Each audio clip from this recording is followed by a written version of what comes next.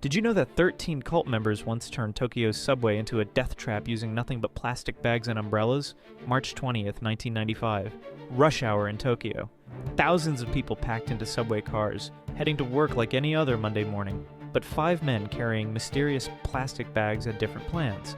They were members of Aum Shinrikyo, a doomsday cult led by a man who believed he could start the apocalypse. Each cultist carried bags filled with liquid sarin, one of the deadliest nerve agents ever created. Using sharpened umbrellas, they punctured the bags and fled the trains. Within minutes, the invisible poison began its work. Commuters started collapsing, convulsing, foaming at the mouth. The odorless gas attacked their nervous systems, shutting down their ability to breathe.